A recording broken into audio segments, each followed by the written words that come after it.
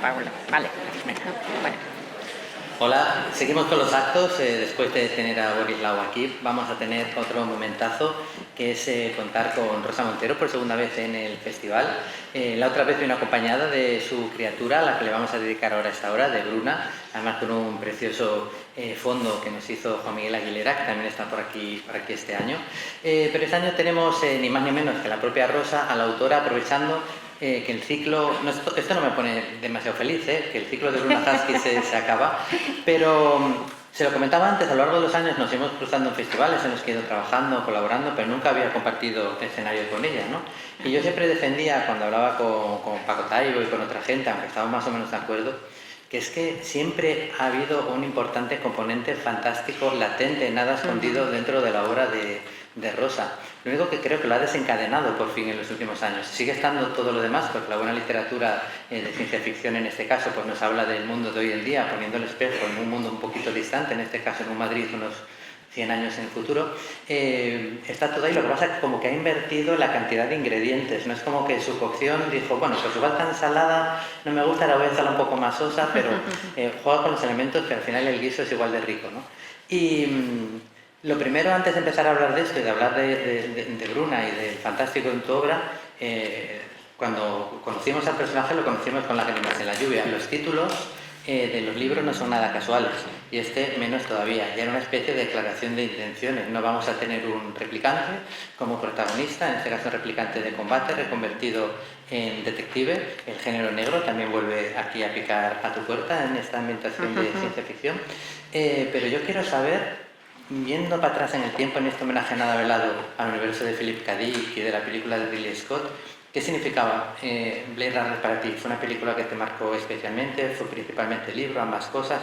Cuéntanos un poquito, antes de entrar a hablar de tu replicante, de cómo los replicantes entraron en tu vida. Fenomenal. Bueno, muchas gracias. Es un gustazo estar aquí. Me encanta este festival. Me encanta efectivamente lo fantástico, la amplísima avenida de lo fantástico. Fantástico es Borges, fantástico es Kafka. Quiero decir que lo fantástico pues es enorme, ¿no? Me decías, pues fíjate tú que Blade Runner a mí siempre me ha encantado desde que pequeñita, yo creo. Es curioso, ¿me dejas que me vada? Por supuesto, estamos en tus manos. Pues sí, es curioso porque siempre me ha fascinado cómo se construye la visión de la vida de cada cual, ¿no? El mundo, ¿no?, de cada cual, y que viene desde la infancia, ¿no? Porque encontré, como la mayoría de los novelistas, yo he empezado a escribir de niña, ¿no? Mi primer cuento, que mi madre fechó y guardó, lo escribí con 5 años, cerca de 6, no es nada extraño, muchísimos empezamos tan jóvenes, y era de ratitas que hablaba. Y ese cuento, por desgracia, lo he perdido en uno de los últimos traslados, pero me queda otro que no está fechado, pero que sin duda lo escribí con 8 años, y que me queda solamente una cuartilla, que es la primera, escrita por las dos caras, la primera sin duda de varias, y que se titula esa cuartilla, agarraos, Merceditas y José Antonio en Los Marcianos. 8 años.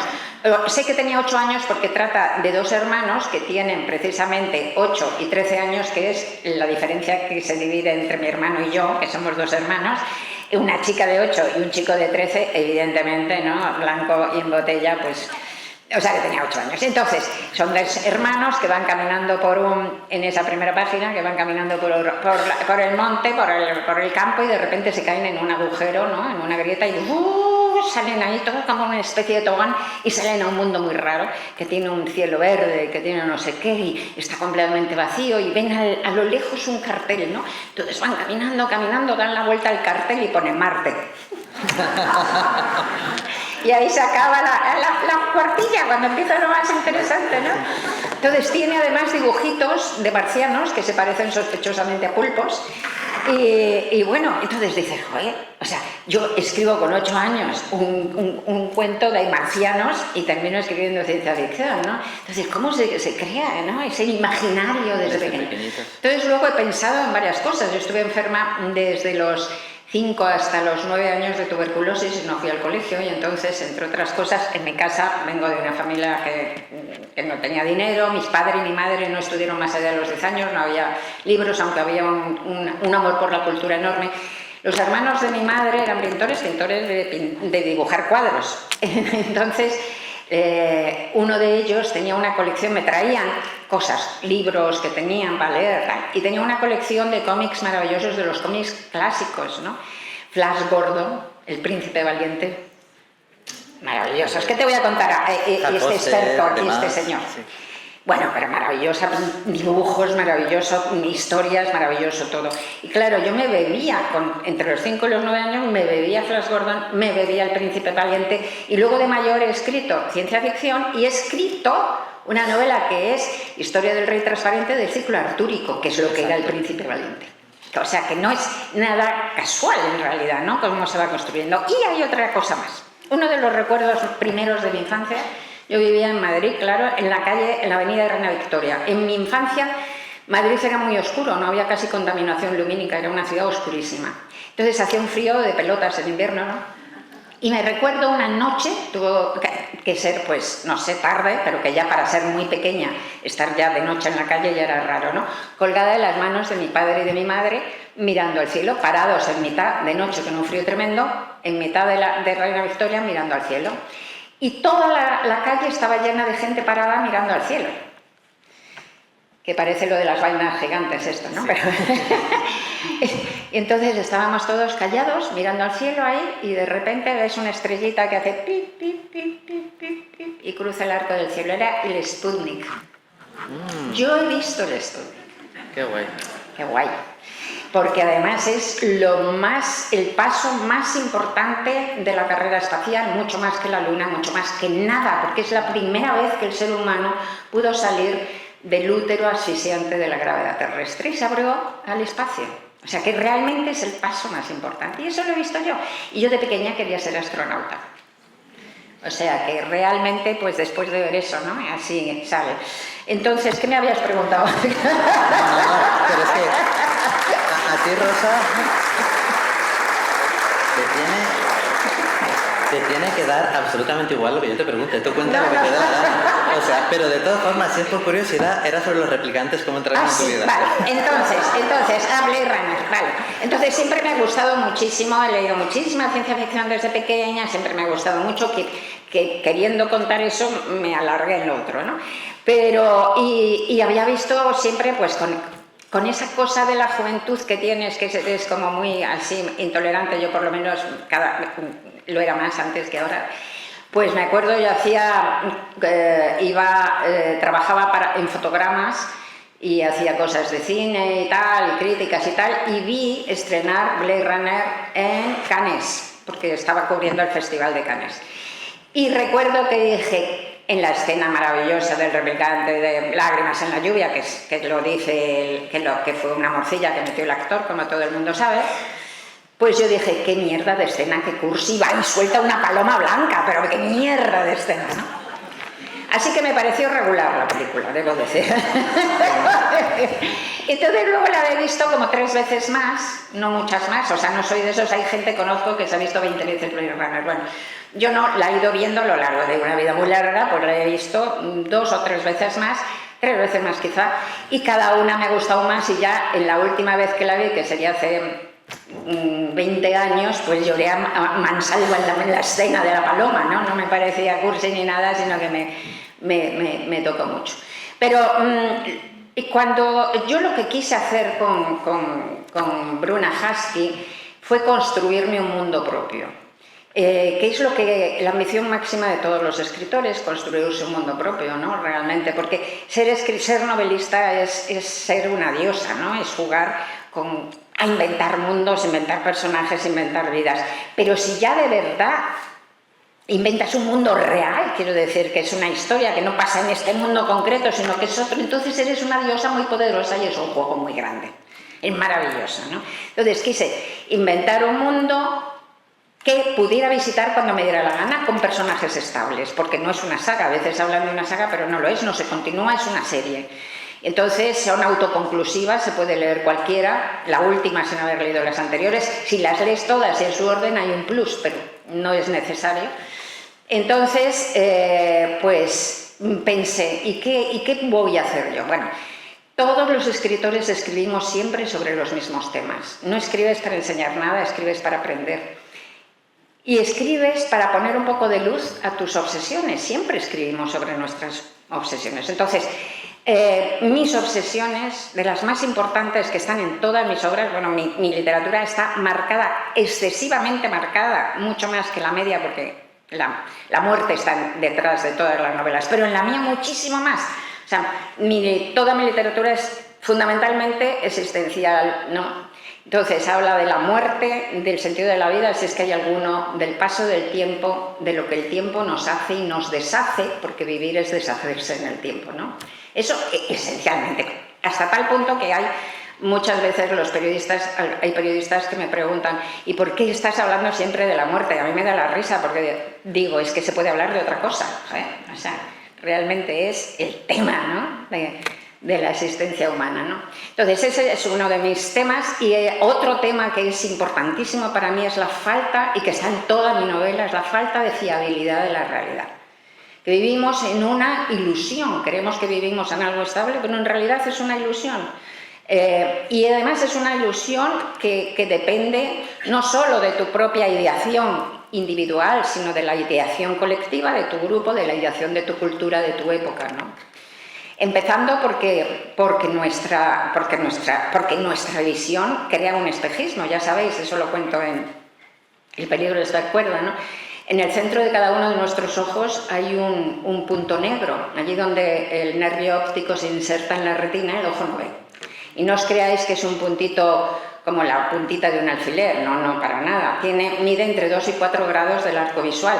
Y, por ejemplo, la luna llena ocupa medio grado de nuestro arco visual. O sea que imaginaos qué pedazo de punto ciego tenemos dentro de cada uno de nuestros ojos. Ahora, mirad para allá, mirad para acá, a que no veis nada de punto ciego, nada. Porque el cerebro inventa lo que no ve.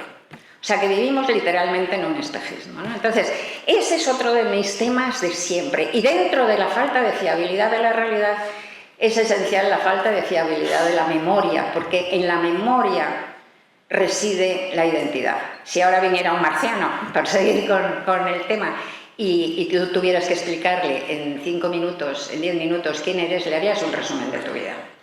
Le harías la narración de tu vida. Porque la memoria es una narración, es un cuento que nos contamos y que además vamos variando, es un cuento en construcción, porque por ejemplo lo que yo hoy recuerdo de mi infancia no es lo que recordaba hace 20 años y no nos damos cuenta de esto está demostrado por neurocientíficos y tal, que la memoria es un maldito invento, ¿eh? En unos más y en otros menos, cierto, es verdad, pero en todos es un invento. Entonces estos eran 2 temas importantísimos para mí. Cuando pensé en hacerme ese mundo, que claro, es un mundo, como vuelvo a repetir, si te creas un mundo, eres una diosa muy potente y un juguete muy gordo, pues tenía que ser un mundo dentro de a mi imagen y semejanza, como diría la Biblia, ¿no? Entonces, pues pensé, claro, que tenían que ser esos temas. Y enseguida se me ocurrió ese mito contemporáneo, revisitar ese mito contemporáneo, que es el mito de Philip K. Dick, que es Philip K. Dick más que Blade Runner, ¿eh? Que es la idea de la criatura creada por el ser humano que sabe cuándo va a morir y que por lo tanto no se puede olvidar de que es mortal, porque la inmensa mayoría de los humanos, la inmensa mayoría de vosotros vivís como si fuerais eternos, salvo un puñado de neuróticos profundos como Woody Allen y como yo, que todo el rato tenemos aquí como el contador, ¿no?, del tiempo. Viggo Mortensen también, le leí una entrevista que decía, todos los días pienso en la muerte, y dije, de los míos. O como Cicerón, ¿no? Cicerón tiene una frase preciosa que me encanta que dice, siempre he sabido que soy mortal. Otro neurótico también, evidentemente, ¿no? Bueno, entonces, claro, él tiene, Philip K. Dick tiene esa idea de la criatura que no puede olvidarse de que es mortal porque sabe cuándo va a morir, y otra cosa dentro de ese mito contemporáneo que es que tiene memorias artificiales, ¿no? Entonces, esas 2 cosas eran lo que me interesaban, que es como, para mí es un mito contemporáneo poderosísimo y precioso, Y como si revisitas el mito de Edipo, ¿no? Y haces una historia sobre el Edipo, ¿no? Entonces, el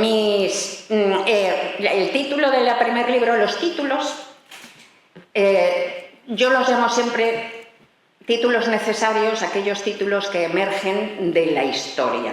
Y si todo va bien, tú empiezas una novela con un título de trabajo, que suele ser descriptivo, ¿no? Pues, por ejemplo, En la buena suerte, no sé si habéis leído algunos La buena suerte, pues yo a esa novela la llamaba la novela del tren, porque empieza en un tren, hasta que sale el título, ¿no? Entonces, si todo va bien, como cuando llevas como un tercio del trabajo de la novela, de repente un día hace ¡puf! Y te aparece el título en tu cabeza como si, pues eso, como si emergiera volcánicamente del magma de la obra, o como si te cayera un rayo encima, y además te aclara lo que estás haciendo. Es formidable, porque verdaderamente a partir de ese título necesario sabes mucho mejor lo que estás haciendo. Y solamente me ha pasado que 2 veces no, si tienes la mala suerte de terminar la novela y que no se haya producido ese momento, ¿no?, de iluminación, pues entonces estás jodida porque no hay manera de encontrarle el título. Y me ha pasado solamente 2 veces. Me pasó con Temblor y me pasó con Lágrimas en la lluvia. Entonces, después de darle 200.000 vueltas ya al maldito título, ya dije, bueno, pues vamos a poner ahí como un homenaje y tal, pues ya, y puse eso, pero verdaderamente es porque no le encontraba un maldito título. Pues fíjate que yo creo que, ya que es una novela que tiene ese mismo modelo del replicante, como es que es una de las frases que mejor pueden condensar lo que en el imaginario del lector de ciencia ficción y del no lector de ciencia ficción le viene a la cabeza, ¿no? Sí. En esta novela que transcurre en 2109, esta saga luego va cumpliendo años, como tiene que la ser. Última es 2111. Exacto, y hay 2 en 2109, una en 2110. Arrancan porque estáis viendo... viendo... bien te lo sabes, yo no me acordaba bien. Por supuesto, vamos, faltaría más. Pero tú date cuenta que los que estamos ahora escuchándote, lo que nos damos cuenta, ya lo sabíamos, pero bueno, es de que lo que tú eres es una fantástica contadora de historias, una fantástica narradora, que luego utilizas la literatura generalmente como vehículo para ello, pero no solo eso, el periodismo, etcétera, etcétera. Y entonces, claro, cuando quieres contar una historia y alguien la cuenta bien, es como quien cuenta un chiste bien, no puedes intentar contar tú si no tienes gracia y el chiste se va a tomar por culo. Pues aquí pasa un poco lo mismo. Y con Rosa, cuando nos quiere contar una historia, es capaz de que ya en la primera frase, seas o no seas lector de ciencia ficción, te vuele la cabeza. Qué bonito. Yo recuerdo haber abierto la novela Lágrimas en la lluvia, esto va de replicante seguro, me va a encantar. Empieza Bruna despertó sobresaltada y recordó que iba a morir, pero no ahora. Y dices tú, bueno, ya las ojeras de mañana, porque yo soy de los que dice además, a ver, ¿cuánto es el siguiente capítulo? Bueno, venga, 10 minutos más o menos tampoco. Y al final llega la mañana siguiente y estás fastidiado, ¿no? Pero luego te das cuenta, y yo defiendo, de que estas novelas son de las más realistas que has escrito. Totalmente, son las más realistas que he escrito, siempre lo digo. Y claro, aquí, bueno, supongo y espero que estoy navegando con un público a favor de esto, pero en realidad, como tú bien sabes, España, el mundo hispánico, es un mundo muy reacio a la ciencia ficción, muy reacio, que yo creo que por desgracia es por una especie de falta de sintonía con la ciencia, punto. Es decir, tenemos una tradición, bueno, tenemos científicos maravillosos y que se baten el cobre con unas circunstancias dificilísimas, pero no ha sido una sociedad procientífica, todo lo contrario. Bueno, nada más quiero recordaros, por ejemplo, pues la famosa frase de Unamuno, ¿no? Unamuno, que no era un imbécil para nada, ha sido una de las grandes cabezas, ¿no? Y que sin embargo, pues que dijo, que inventen ellos, ¿no? Es decir, que inventen los extranjeros, que sean científicos los extranjeros, que hagan la tecnología los extranjeros. ¡Qué desprecio! Porque nosotros en lo que somos buenos es en metafísica, ¿no? Entonces, pues de aquellos, bueno, vienen los polvos vienen de mucho antes, vienen de que en el siglo XVIII y parte del XIX, mientras en todo el mundo se estaba creando la modernidad, pues las universidades españolas seguían en manos de la Iglesia. Entonces, no sé, la ciencia era como un producto del diablo, o sea, no es que seamos más imbéciles, ¿eh? No tiene que ver con eso, sino con la estructura con la que hemos sido educados. Entonces, pues yo creo que la gente tiene miedo, la gente piensa que la ciencia ficción, porque van a las películas de ciencia ficción, curiosamente, pero los libros no, porque las películas piensan que es subgéneros de entretenimiento, acción, tal, eso divertido, pero los libros piensan, esto va a ser una cosa esotérica, que no la voy a entender, que no va a tener emoción humana, que no va a tener que ver con lo humano, que no me voy a poder identificar, que no, ¿sabes? Y entonces, pues no lo leen. A mí me ha pasado, llevo desde 2011 publicando esta serie, ¿no? Y me ha pasado montones de veces, o sea, que me ha venido una lectora, un lector y me ha dicho, mira, me he leído cualquiera de las 4 y me ha gustado mucho, cosa extraordinaria, porque me horroriza la ciencia ficción, ¿no? Entonces, lo primero que he hecho ha sido verdaderamente darle las gracias por activa y por pasiva, porque no hay nada más generoso y más maravilloso que un lector o una lectora que se lea una obra que piensa que le va a horrorizar porque la firmas tú. Es que es de un... Vamos, o sea, es impagable, ¿eh? Para ponerles un piso directamente, ¿no? Entonces, después de darle las gracias 20 minutos, les he preguntado, ¿y qué habías leído antes de ciencia ficción? Y no habían leído nada. ¿Cómo te puede horrorizar? Claro. Entonces, para mí... verdaderamente son... Bueno, yo os digo que, por ejemplo, los libros, mis novelas de ciencia ficción se leen menos que cualquier novela mía. Pero llevo 4, porque creo que uno tiene que escribir lo que tiene que escribir. Pero se leen menos que cualquier novela mía, ¿no? Entonces es acojonante, ¿no? Entonces yo estoy contentísima de abrir un poquito esa cerrazón mental, porque hay autores que para mí, de ciencia ficción, que para mí son madres y padres del mundo literario y del mundo. O sea, como he repetido 20.000 veces, para mí Ursula K. Le Guin, por ejemplo, es una de las grandes escritoras del siglo XX. Y Los desposeídos de Ursula K. Le Guin para mí es una de las grandes novelas del siglo XX, sin más añadidos, sin más adjetivos. Es decir, es como La montaña mágica, es como Guerra y paz, ¿no? Entonces, pues es una pena que la gente se prive de eso, ¿no? Es que pasa una cosa muy curiosa también, y es que no lo saben, porque de repente tengo un amigo, siempre lo cuento, no le molesta mucho, pero un poco sí. Es que me dice que no le gusta la ciencia ficción, pero una vez le pregunté cuál era su novela favorita y me dijo que La carretera, de Cormac McCarthy. Y digo, hostia, tío, pero si es una novela posapocalíptica de principio a fin. Y se queda pensando, pero Cormac McCarthy, es que la escribe Cormac McCarthy. Y yo creo que más que de saber si es como... Nos han venido ese rollo de alta cultura, baja cultura y este tipo de géneros mayores, géneros menores. Quizás que a la ciencia ficción a veces le vino bien porque le permitía hablar de cosas que otras literaturas no podían, ¿no? Pasando bajo del radar. Y yo creo que todavía tenemos que quitarnos un poco eso. Y eso nos lo quitamos con gente como Rosa, porque lo que ella dijo, ese ataque de generosidad de esos lectores que la siguen, aunque haga una novela de ciencia ficción, a pesar de que creen que no les va a gustar, también tiene que ver con la generosidad del autor, que sabe que igual va a vender menos, pero que le apetece contar eso. Yo hace poco presenté en Oviedo la película nueva de Bong Joon-ho, la de Mickey 7 o 17, no me acuerdo, y había gente al acabar el debate, le dije, ¿les gusta la película? Y me dijo una señora, yo es que vine porque era el de Parásitos, no me esperaba que fuera una película de ciencia ficción, si no, no hubiera venido nunca. Fíjate. Y le digo, ¿pero le gustó? Me encantó. Digo, coño, pues entonces de aquí hemos aprendido algo todos. Pero esto es gracias a que autores como Rosa rompen un poco ese gueto en el que, bueno, pues nos tratan de meter, aunque evidentemente no nos dejamos, y porque, bueno, persistís en ello. Pero también tiene cierta parte de sacrificio, ¿no? Porque tú, me imagino, el editor te dirá poco ya a estas alturas. No, pero... bueno, no. Yo me lo puedo permitir, o sea, Por eso, efectivamente me lo puedo permitir. En ese sentido no soy heroica o mínimamente heroica, lo que pasa es que todos tenemos la vanidad de querer vender y vender más, pero vamos, yo antes que esa vanidad tengo la vanidad de escribir lo que quiero. Es maravilloso, es maravilloso. Sí. Te decía antes que eran las novelas más realistas, pero claro, si no... realistas, sí, vamos a exacto, eso. Ahí está. Sí, espera. Sí, pues...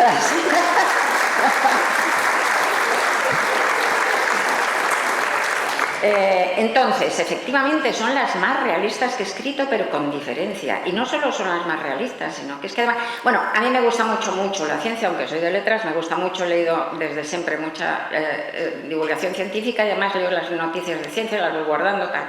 Y la tecnología también me gusta mucho. Entonces, yo he intentado que ese mundo de Bruna, que empezó siendo 100 años para adelante, ahora son 80 y tantos, pues que fuera hacer un desarrollo de ese mundo que fuera posible, y no solo posible, sino incluso probable, desde el punto de vista social, político, científico, tecnológico. Y realmente he intentado en todo momento que tenga esa base real, ¿no?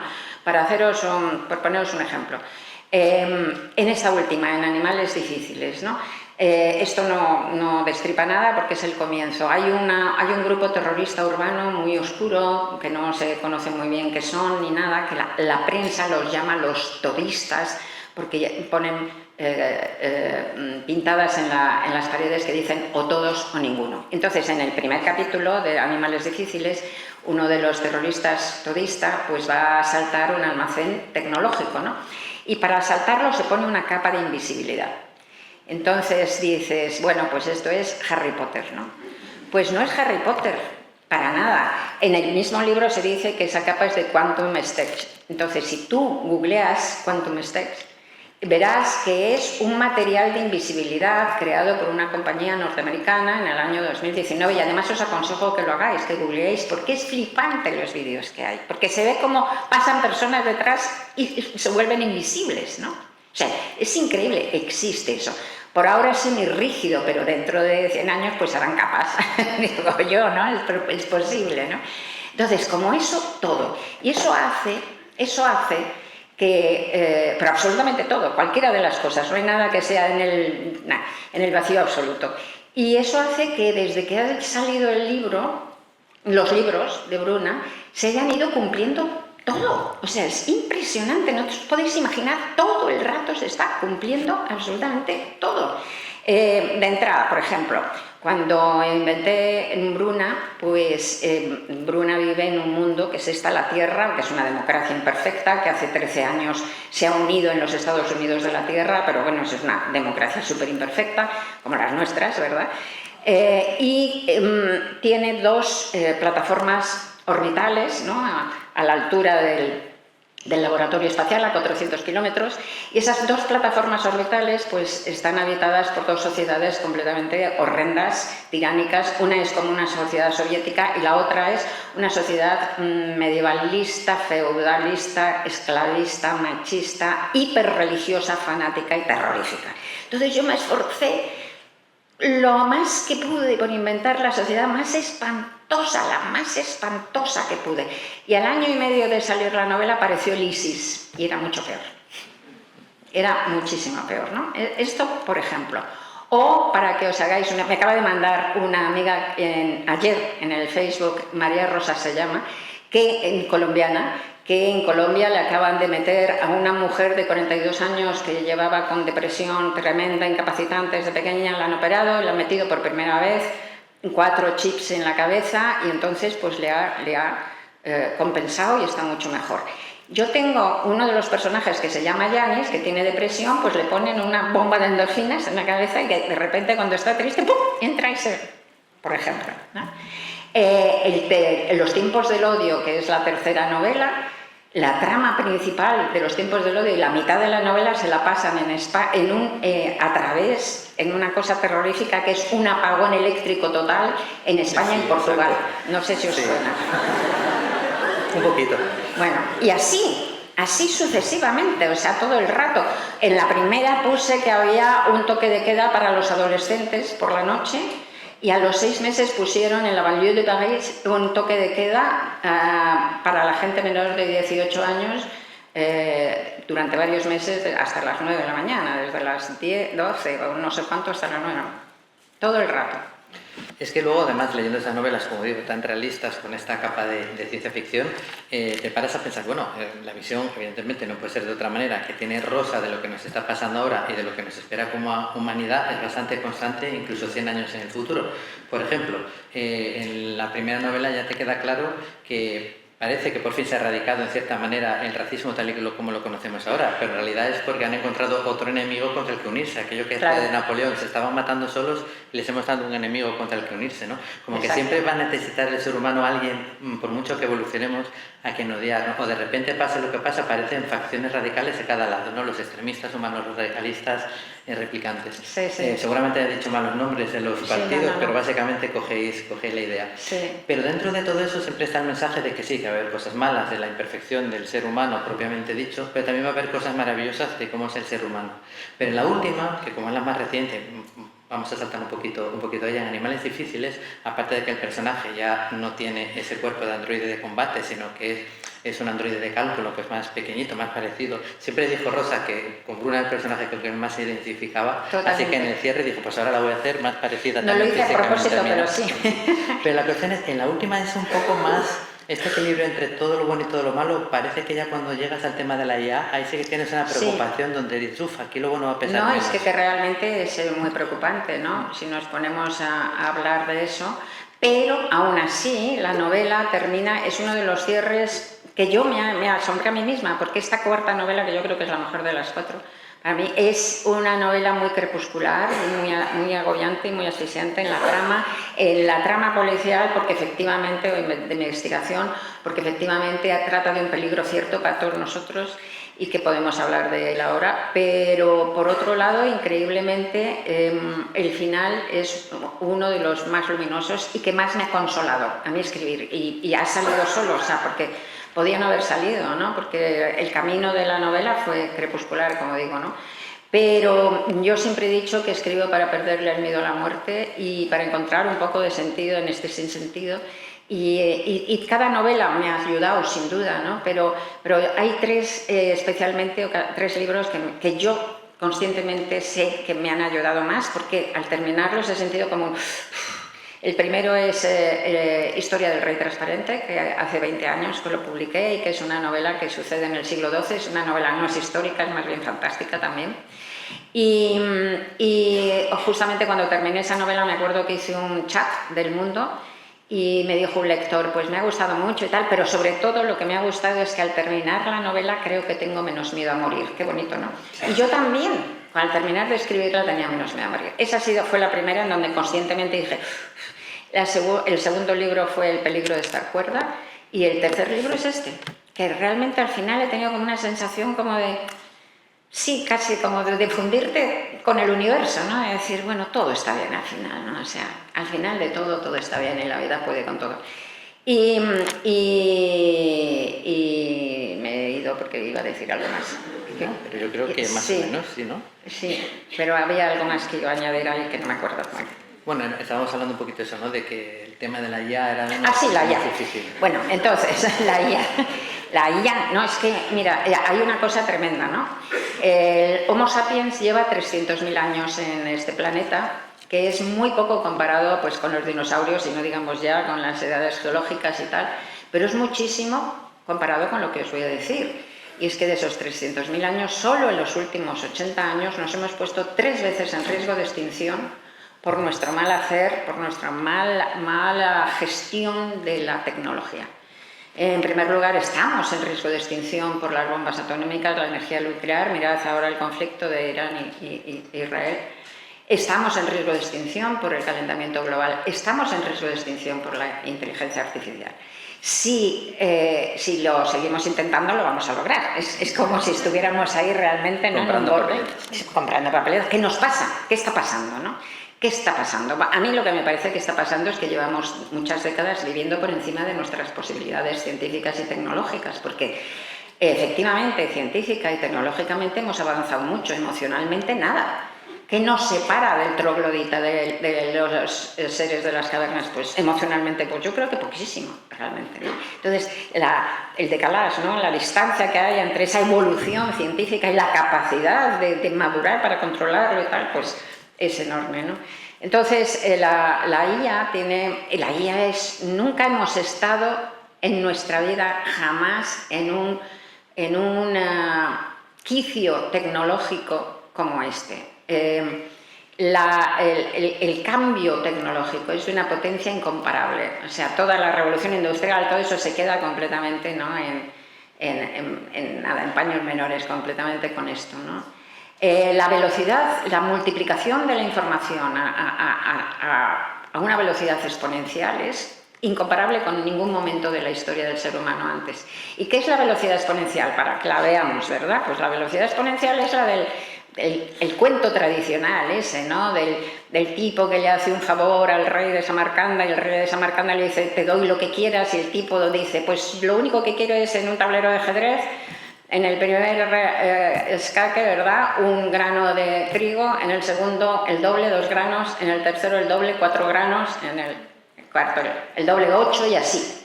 Solo hay 64 cuadrículas, 64 cuadrículas. No hay trigo en la tierra para cubrir esa costa. Eso es la velocidad exponencial, ¿no? Que lo miras y da un vértigo, ¿eh? Bueno, a esa velocidad están multiplicándose los conocimientos y yendo. Entonces, ¿qué pasa con la inteligencia artificial? Pues que es magia potagia, como digo, no ha habido nada comparable, nada comparable. Nos hace la vida tan fácil, tan increíblemente fácil, que es que estamos todos entregados de patas, ¿no? Si creéis que no usáis la inteligencia artificial porque no usáis el chat GPT, estáis muy equivocados. Ya vivimos en la inteligencia artificial hasta aquí. Todo. Si pedís una compra a Amazon, os la trae la inteligencia artificial. La red de autobuses de las grandes ciudades la dirige la inteligencia artificial. La red eléctrica de España la dirige la inteligencia artificial. ¿Ves al apagón? Mal. Mal. Bueno, entonces, estamos hasta aquí en inteligencia artificial. Absolutamente todo es inteligencia artificial, por no hablar de vuestros móviles, ¿verdad? Que son pura inteligencia artificial. Entonces, pues sí, tiene posibilidades increíbles, tiene posibilidades médicas increíbles, por ejemplo, alucinantes, ¿no? De hecho, los partidarios más fervientes de la inteligencia artificial, que los hay, que no son imbéciles, pese a que sostienen lo que os voy a decir, son informáticos y son ingenieros y tal, pero para mí que están como, han perdido el norte, ¿no? Porque creen que la inteligencia artificial primero nos va a quitar del trabajo y va a trabajar por nosotros, y nosotros como uríes, ¿verdad? Tumbados, sin necesidad de trabajar. Eso es lo primero. Lo segundo, que va a arreglar el calentamiento global, va a conseguir que el calentamiento global se pare o se revierta, y lo tercero, que nos va a hacer eternos, que va a acabar con la muerte. Esto lo dice gente, ya digo, que no es idiota, pero que yo creo que está, porque he leído libros suyos y no lo argumentan, ¿eh? Es como un wishful thinking, ¿no? Es un pensamiento mágico en realidad, ¿no? Entonces, hay dos problemas esenciales, aparte de los pequeñísimos problemas, no pequeñísimos, que son gordísimos, ¿no? Que de repente, porque además estamos nutriéndola todo el maldito rato, sabe todo de nosotros, porque cada vez que decimos, si aceptamos una cookie y tal, pues ya estamos dándole todos nuestros datos, todos, ¿no? Entonces, aparte, y lo roban todos, o sea, están alimentando la inteligencia artificial con las obras de arte de todo el mundo, con las novelas de todo el mundo, en fin, ilegalmente, porque no hay desarrollo legal contra eso, ¿no? Entonces, todavía no se ha hecho. Entonces, aparte de cosas tan tremendas como los ilustradores, está claro que a los pobres los tienen jodidos, porque ya le dices a una inteligencia artificial, hazme una ilustración al estilo de fulanita, y te la calca, ¿no? Porque han estado alimentándola con esas ilustraciones antes. Todo eso, vale, preocupante, pero no es lo verdaderamente preocupante. El primer nivel de preocupación tremendo es que todos los neurocientíficos saben que el ser humano es muy frágil. Somos animales difíciles. Somos como el perro de Pavlov, ¿no? Es facilísimo intervenirnos, ¿no? Y ya está sucediendo. Entonces, la inteligencia artificial nos puede convertir en peleles, absolutamente en peleles. Y decirnos qué tenemos que pensar, qué tenemos que comprar, qué tenemos que votar, qué tenemos que creernos, qué tenemos... Todo. Los neurocientíficos más importantes del mundo llevan años clamando en el desierto, pidiendo que se incluyan los neuroderechos, que son 5 dentro de la Carta de Derechos Humanos, ¿no?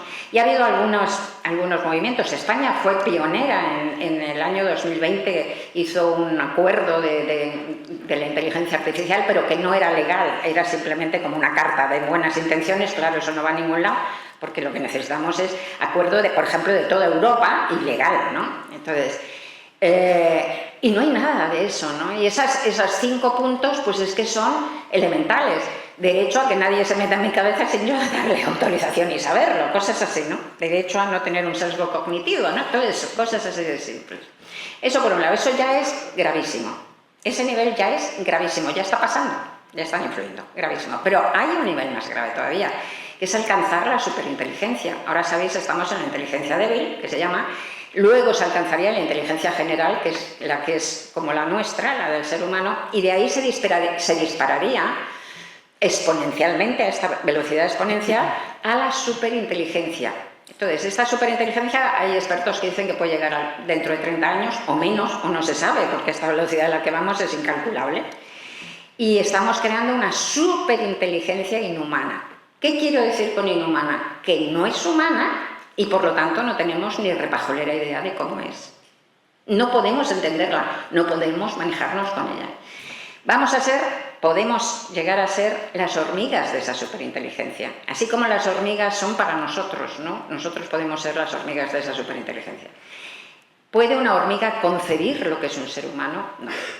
De la misma manera no podemos concebir, es lo que os digo, no podemos entender ni cómo piensa ni qué es. ¿Puede la hormiga controlar al ser humano para que no pisotee el hormiguero? Pues tampoco. Entonces, este miedo, y no es que para nada tienen que ver esas distopías malísimas de algunas películas de que robots malignos que vienen y que tienen un odio al humano, eso es antropomorfismo estúpido. O sea, no es que tu tostadora se vaya a volver asesina, ¿no? Nada que ver con eso. Es crear un Dios indiferente. Un Dios indiferente que de repente un día diga que irá a su bola y que no sabemos qué bola es, y que un día diga voy a utilizar estos átomos de carbono para otra cosa, y somos nosotros los putos átomos de carbono, ¿no? Entonces es realmente peligroso. Hay un filósofo que se llama Nick Bostrom, danés me parece que es nórdico, pero trabaja en Oxford, y tiene una frase que la pongo a la entrada de Animales difíciles, que para mí es de cajón, ¿no? Que dice: crear una inteligencia superior a la nuestra es un error evolutivo básico. Pues sí. Y esto que digo no lo digo yo solo, lo dice, por ejemplo, gente como Geoffrey Hinton. Geoffrey Hinton es el último premio Nobel de Física del año pasado. Y se lo dieron porque es uno de los padres de la inteligencia artificial. Y Geoffrey Hinton se despidió de Google en 2023 para poder tener libertad para decir que la inteligencia artificial nos puede llevar al exterminio. Y os recomiendo que entréis en Google y veáis las palabras de cuando recogió el Nobel.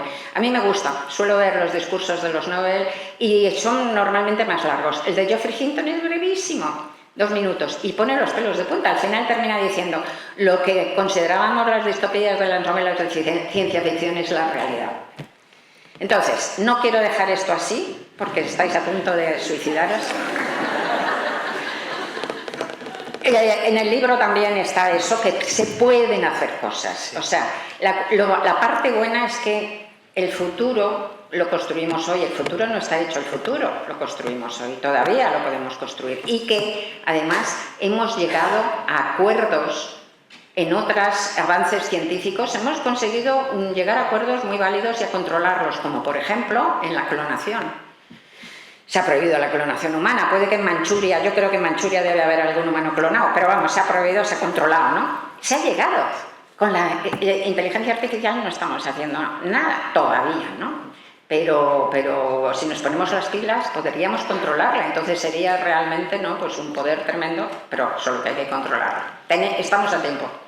Rosa, me duele más a mí que a ti, pero hemos llegado al final del tiempo, pero en realidad, como hemos empezado 5 minutitos tarde, vamos a hacer una... Porque en realidad tú has venido a este juicio a defenderte de por qué no vamos a tener más Bruna Husky. Así que tienes derecho a explicarte ante nosotros, a ver si te perdonamos. No, la cuestión es que cuando empecé este libro, como resulta que no sabía cuántos iban a ser, y cuando lo empecé tampoco lo sabía, pero resulta que en este libro, aparte de este tema de la inteligencia artificial, que es el tema policial, como en las otras hay otros, en esta Bruna tiene una doble tarea, una doble batalla, porque resulta que en la novela anterior se iba a morir envenenada, y entonces la someten a un experimento científico y la pasan, como él ha dicho, a otro cuerpo, al de una replicante de cálculo pequeñita. Antes medía 2 metros, era una bestia, era de combate magnífica, y de repente pasa a una que nada, y que no tiene media torta, ¿no?